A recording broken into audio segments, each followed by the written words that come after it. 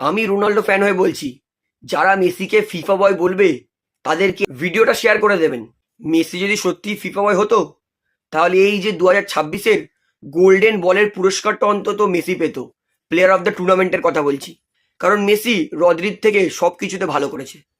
যদি সত্যি ফিফা বয় হতো তাহলে মেসিকে গোল্ডেন বল দিত ফিফা। যদি দুজনের এক্সাম্পল ধরি, গোল সংখ্যা মেসি করেছে 8টা গোল, রদ্রি করেছে 0।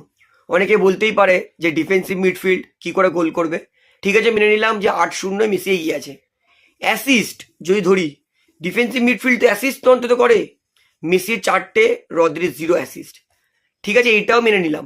Man of the match Messi পেয়েছে বিশ্বকাপে 5টা, রদ্রি পেয়েছে মাত্র 2টো। গুরুত্বপূর্ণ পাস অর্থাৎ কি পাস, মেসি দিয়েছে 21টা, অর্থাৎ 21 বার মেসি গোলের চান্স ক্রিয়েট করেছে, রদ্রি করেছে মাত্র 8টা। খালি রদ্রি একটা জিনিসেই মেসির থেকে এগিয়ে, সেটা হচ্ছে সফল পাস অ্যাকিউরেসি।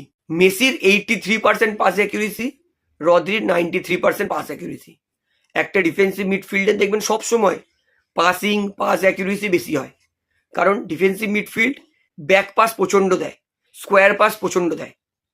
তো একটা প্লেয়ার যে নিজেদের হাফে দাঁড়িয়ে নিজেদের প্লেয়ারকে পাস দিচ্ছে, ব্যাক পাস, সাইড পাস, তো তার তো পাসিং অ্যাকিউরেসি বেশি হবেই। তবুও মেসি কিন্তু পিছনে নয়, মেসির পাসিং অ্যাকিউরেসি 83, মানে অলমোস্ট ফরওয়ার্ডে খেলেও মেসি 83% পাসিং অ্যাকিউরেসি সঠিক দিয়েছে, সঠিক পাস দিয়েছে, নির্ভুল পাস। তো দুজনের মধ্যে যদি কম্পারিজন করি, মেসি অনেক অনেক অনেক বেশি মোর ডিজার্ভিং গোল্ডেন বল পাওয়ার। কারণ ঠিক আছে, ফাইনাল মেসি চলেনি, মেসিকে খুঁজে পাওয়া যায়নি, আর্জেন্টিনা কিছু করতেই পারিনি। মানে ভাবুন, একটা প্লেয়ার ওয়ান ম্যান আর্মি হয়েও 39 বছর বয়সে একটা দলকে ক্যারি করছিল। একদিন মেসি চলেনি, পুরো গোটা টিম মানে হেগে দিয়েছে।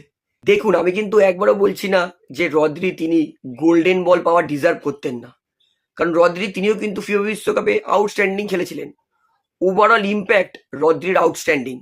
ডিফেন্সিভ দিক থেকে দেখতে গেলে রদ্রি তিনি কিন্তু তুখর পারফরমেন্স করেছেন, তাই রদ্রিকে দিয়েছে ওভারঅল ইম্প্যাক্টের জন্য।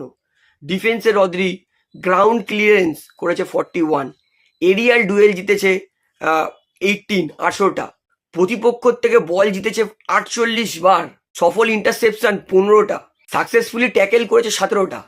অর্থাৎ আমি কিন্তু একবারও বলছি না যে রদ্রি গোল্ডেন বল পাওয়ার ডিজার্ভ করতো না, রদ্রিও ভালো খেলেছিল। ওভারঅল ইম্প্যাক্ট রদ্রির দুর্দান্ত ছিল। আমি রোনাল্ডো ফ্যান হয়ে বলছি যে যারা মেসিকে ফিফা বয় বলবে তারা হয়তো মেসিকে একদম সহ্য করতে পারে না বলেই মেসিকে ফিফা বয়টা বলবে। কারণ গোল মেসির 8টা, অ্যাসিস্ট মেসির 4টে।